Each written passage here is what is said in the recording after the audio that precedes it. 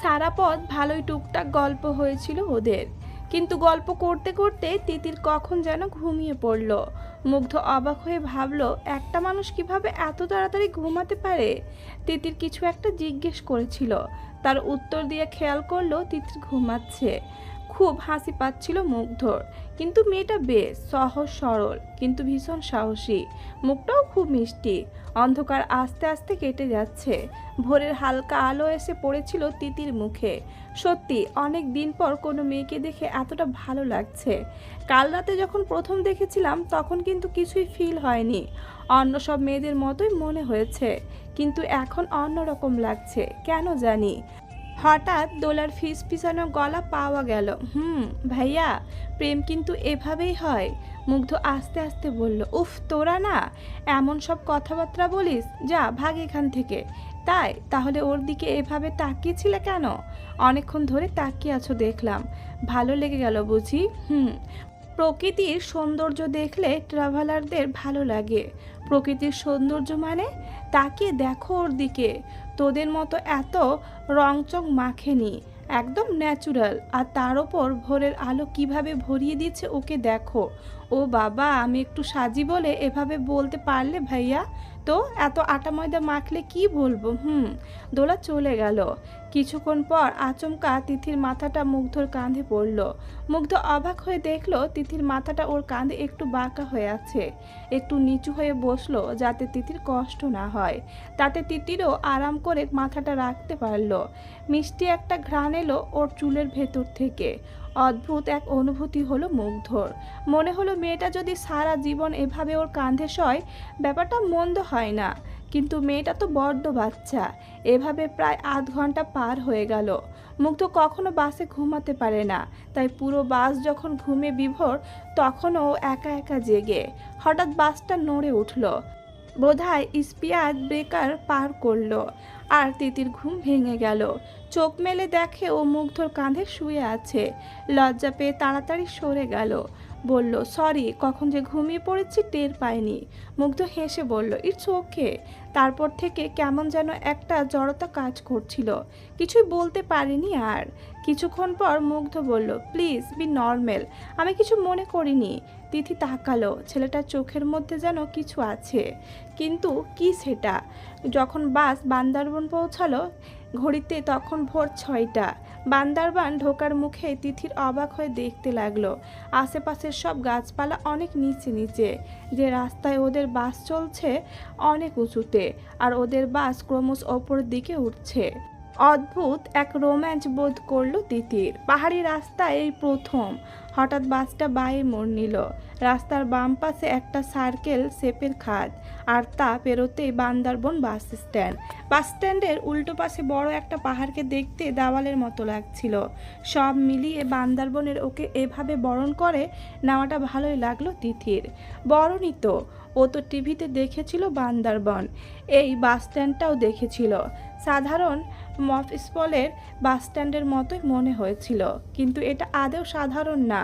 গ্রুপের 28 জন মেম্বারের ফ্রেশ হওয়া আর চেঞ্জ করার জন্য সাধারণ একটা হোটেলে 4টা রুম বুক করা ছিল। সব মিলিয়ে 6 জন মেয়ে আর 22 জন ছেলে। একটা রুম মেয়েদেরকে দেওয়া হলো, আর বাকি 3টা ছেলেরা ভাগাভাগি করে ইউজ করলো। সবাইকে ফ্রেশ হওয়ার জন্য সময় দেওয়া হলো মাত্র 2 ঘন্টা। তিতির সেদিকে মাত্র 5 মিনিটে গোসল করেছিল।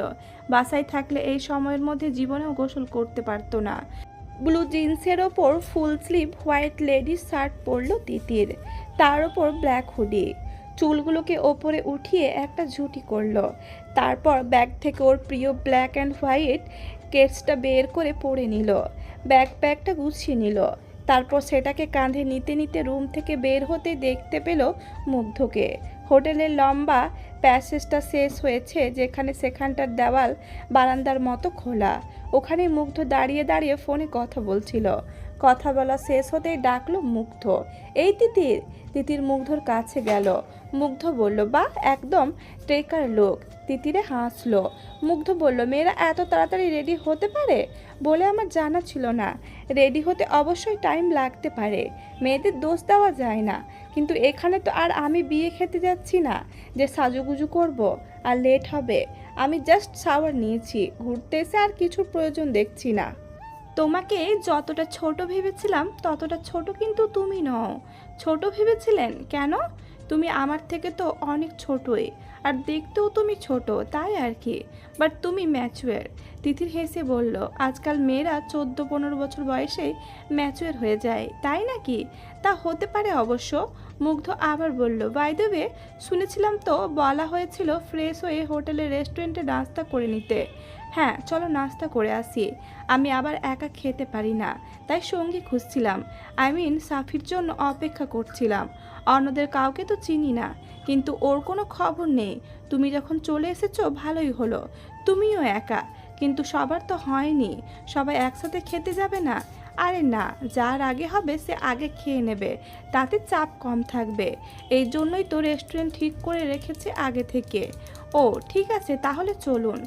দুজনেই চুপচাপ খাচ্ছিল। হঠাৎ মুগ্ধ খেতে খেতেই বলল, বাসকুয়েল খেয়েছো কখনো? সেটা আবার কি? বাস বলেই মুগ্ধ হেসে দিল। তিতির অবাক হয়ে চেয়ে রইল। বলল, বাস আবার কিভাবে খায়? বাস যখন খুব কচি থাকে তখন ওটাকে মাটির হাঁড়ি দিয়ে ঢেকে রাখে। তারপর ওই কচি বাস কুচি করে কেটে চিংড়ি মাছ অথবা মুরগি দিয়ে রান্না করে। পৃথিবীর অন্যতম সুস্বাদু খাবার। গ্রাম অঞ্চলে মানুষ খায়, তবে কম, কিন্তু পাহাড়িদের এটা নিত্য খাবার। ও বাট বাস কীভাবে ভালো লাগতে পারে আমি বুঝতে পারছি না। এখানে কয়েকটা রেস্টুরেন্টে রান্না করে, তবে এখন পাওয়া যাবে না। দুপুরে হয়। থানচি বাজার থেকে বাসকুয়েল কিনে নিবনে, তারপর রান্না করে খাওয়াবো। তখন দেখো কেমন লাগে।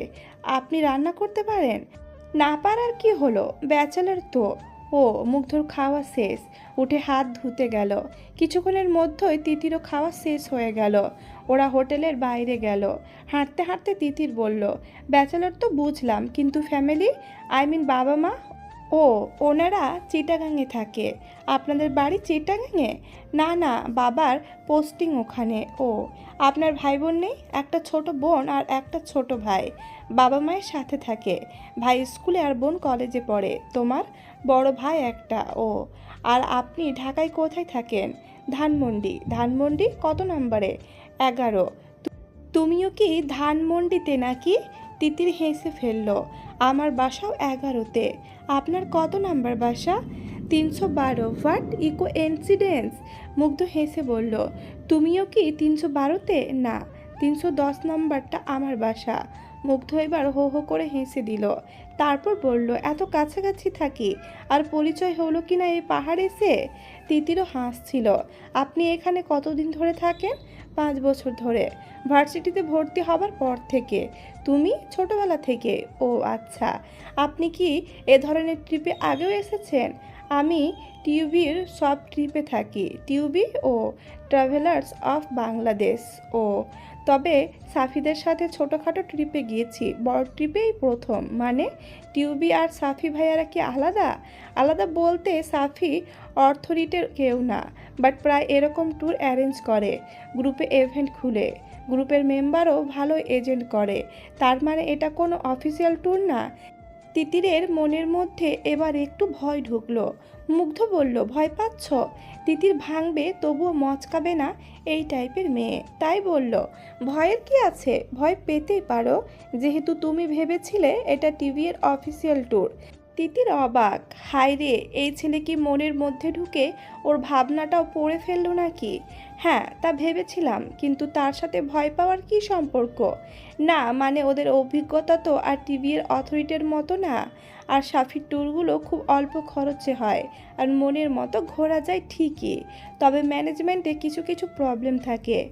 একটা মানুষের পক্ষে এত দিক সামলানো ডিফিকাল্টও বটে। তবে এবার তো ওর সাথে দোলা আছে। হোপফুলি আগেরগুলোর থেকে এটা বেটার হবে। তিতির বুকটা দুরু দুরু করতে লাগলো। জীবনে পাহাড়ে আসেনি ও। ঘোরাঘুরি বলতে ফ্যামিলি ট্যুরে কক্সবাজার আর ফ্রেন্ডদের সাথে সিলেট, এছাড়া ঢাকার বাইরে কোথাও তো তেমন যাওয়া হয়নি। কি যে আছে কপালে। বলল, আমরা তো হাঁটতে হাঁটতে অনেক দূরে চলে এসেছি, চলুন ফিরে যাওয়া যাক। ও হ্যাঁ চলো, ওদের দুটো জিপ ঠিক করা ছিল। বাসস্ট্যান্ড থেকে ছাড়ার কথা আরও 10 মিনিট পরে। বাসস্ট্যান্ডে গিয়ে দেখলো ওদের ঠিক করা জিপ দুটো নেই। লোকজনকে জিজ্ঞেস করতেই বলল সেখান থেকে কোনো জিপ এখনও ছাড়েনি আজ। ওরা নিশ্চিন্তে হোটেলে গেল, হয়তো হোটেলের সামনে থেকে ছাড়বে, কিন্তু হোটেলের সামনে কোনো জিপ দেখা গেল না। হোটেলের ম্যানেজারকে জিজ্ঞেস করতেই বলল দুটো জিপ তো প্রায় 1 ঘন্টা আগে ছেড়ে দিয়েছে। মাথায় বাজ পড়ল মুগ্ধ তিতির। সাথে সাথে মুগ্ধ ফোন করলো সাফিকে। সাফির মোবাইল বন্ধ। তিতির বলল মোবাইল বন্ধ কেন? বন্ধ না, নেটওয়ার্ক প্রবলেম হবে। 1 ঘন্টা আগে ছাড়লে তো এখন ওরা পাহাড়ে। ওকে বলেছিলাম শহরের বাইরে এয়ারটেলের নেটওয়ার্ক থাকে না, অন্য সিম যেন নিয়ে নেয়। কিন্তু আমি এটা বুঝতে পারছি না, যে টাইমে জিপ ছাড়ার কথা সেটা তো হতে এখনও 5 মিনিট বাকি আছে। এত আগে কেন ছাড়লো? আর যদি ছাড়েই তবে দেখবে না সব মেম্বার্স আছে কি না। তোমাকে বলেছিলাম না ওদের ম্যানেজমেন্টে প্রবলেম আছে। যাই হোক, এখন কি করব? ঢাকা ফিরে যাবে? নো ওয়ে, একবার যখন ঠিক করেছি নাফাখুম যাব, না যেতে পারলে আমি পাগল হয়ে যাব। কিন্তু জেদ করাটা আই থিঙ্ক ঠিক হবে না, অনেক দূরের রাস্তা। এখন বাসায় ফিরলে বাবা আমাকে আর কখনো এ ধরনের ট্রিপে যেতে দেবে না। বাবা চাইছিল না, এবারও ভাই রাজি করিয়েছে। আমি ফিরে যাব না। পকেটে হাত ঢুকিয়ে দাঁড়িয়ে মুগ্ধ ভাবছিল কি করা যায়। এর মধ্যে তিথির বলল, আচ্ছা আমরা দুইজন একটা জিপ ভাড়া করে চলে যাই, সেটা সম্ভব না? টাকা, এত টাকা আমার কাছে নেই। ট্রিপের টাকা তো পুরোটাই দিয়ে দিয়েছি রেজিস্ট্রেশনের সময়।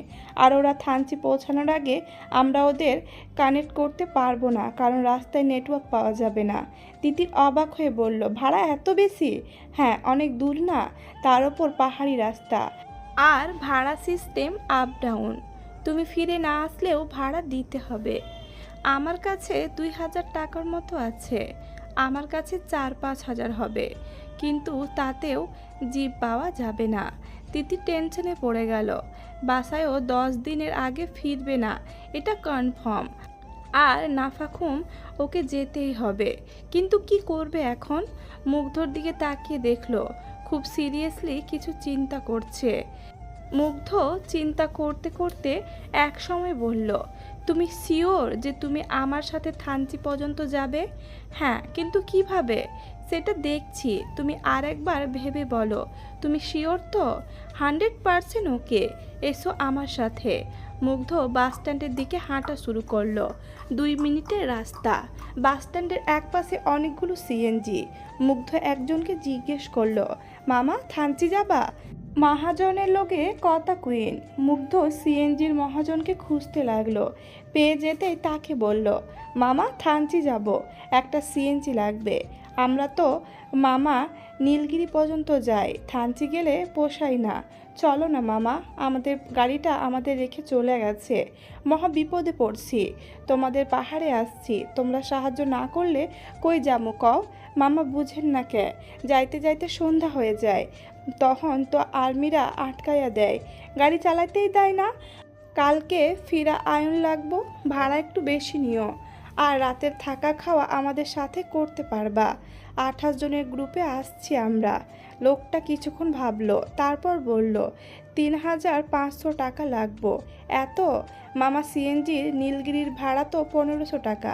লোকটা হেসে বলল, মামা আমরা তো ওইদিকে যাই না, অনেক রিস্ক নিয়ে জায়ন লাগবো। আপনারা বিপদে আছেন তাই রাজি হয়েছি। আচ্ছা আচ্ছা, 3500ই দিব। লোকটা একজনকে ডেকে বলল, ওই হাসু, দাদার থানচি লাইয়া যা, হেগো লইয়াই থাকবে খাবি, কালকে আইয়া পড়বি। হাসু নামের ওই ছেলেটা বলল, ওস্তাদ ওইদিকে রাস্তা তো ভালো না, সিএনজি নিয়ে যাওন কি ঠিক হইব? আর তেলও তো শেষ হইয়া যাইব। রাস্তা ভালো না দেখাই তো তোরে কইছি, তুই চালাইলে আমি নিশ্চিত থাকুম। যা বেটা, মেহমানরা বিপদে পড়ছে, তাল তুই গ্যালেন বেশি লইয়া যা। আচ্ছা, কখন যাইব? মুগ্ধ বলল, আমরা এখনই যেতে চাচ্ছি। হাসু ছেলেটা বলল, আচ্ছা লন। মুগ্ধ তিতিরে অবাক করে দিয়ে মহাজনকে জড়িয়ে ধরে বলল, ধন্যবাদ মামা, অনেক উপকার করলা। মহাজনও বোধহয় এমন কিছু ভাবতেও পারেনি। খুব অবাক হয়েছে বোঝা যাচ্ছে। তিতির কেমন জানি খুব ভালো লাগছে। এত স্মার্ট একটা ছেলে কিনা নোংরা শার্ট পরা একটা সিএনজি ড্রাইভারকে জড়িয়ে ধরল শুধুমাত্র কৃতজ্ঞতা প্রকাশ করার জন্য। এতক্ষণ কিছুটা ভয় কাজ করলেও এখন আর তিতির মধ্যে কোনো ভয় নেই। এত বড় মনের একটা মানুষের সাথে শুধু থানচি পর্যন্ত না, আরও অনেক দূর যাওয়া যায়, অনেক দূর। সিএনজিতে ওঠার পর মহাজন কাছে এসে হাসুকে বলল, ঠান্ডা মাথায় গাড়ি চালাবি, তাড়াহুড়ো করবি না। সিএনজি ছেড়ে দিল। মুগ্ধ মহাজনকে হাত নেড়ে বিদায় জানালো। তারপর নিজের ব্যাগটা কান থেকে নামিয়ে পেছনে রাখতে গিয়ে তিথির দিকে চোখ পড়ল। কি যেন ভাবছে মেয়েটা। মুগ্ধ বলল, কি ব্যাপার, ব্যাগ এখনো কাঁধে কেন? রিল্যাক্সে বসো, 90 কিলোমিটার যেতে হবে। আচ্ছা, ঢাকা থেকে বান্দরবান 300 কিলোমিটার দূরে না? 338 কিলোমিটার। আর বান্দরবান থেকে থানচি 90 কিলোমিটার। ঢাকা থেকে বাস ভাড়া বোধহয় জনপ্রতি 500 টাকা। তাহলে দুইজনের 300 কিলোমিটার ভাড়া 1000 টাকা। আর 90 কিলোমিটার ভাড়া 3500 কেন? এত ডিফেন্স? মুগ্ধ হেসে আস্তে আস্তে বলল, প্রথমত এটা সোজা রাস্তা ছিল, আর এটা পাহাড়ি রাস্তা। দ্বিতীয়ত ওটা বাস, দুনিয়ার মানুষকে আনে, আর এটা সিএনজি, শুধু আমাদেরকে নিচ্ছে। এটা অনেকটা প্রাইভেট টাইপ হলো না? তিতির নিজের বোকামি মার্কা প্রশ্নে লজ্জা পেয়ে গেল। ও তাই তো, বান্দরবন থেকে থানচির বাস ভাড়া 100 থেকে 150 টাকা মাত্র। সে কি, তাহলে বাসেই যেতাম? মুগ্ধ আবার হেসে দিল, বলল, একটা ফুটফুটে বাচ্চা মেয়ের জীবন নিয়ে রিস্ক নেওয়ার সাহস আমার নেই। তাছাড়া আমিও বিয়ে শাদি করিনি, স্বপ্নের সব জায়গা ঘোরা হয়নি, এত তাড়াতাড়ি মরার ইচ্ছে নেই। তিতিরও হাসলো, বলল, মানুষ বুঝি যায় না? লোকাল মানুষজন যায়, পিচ্ছি পিচ্ছি বাস প্রায়ই অ্যাক্সিডেন্ট করে। টাকার চেয়ে জীবনের মূল্য অনেক বেশি। একটা কথা বলবো, কিছু মনে করবেন না প্লিজ?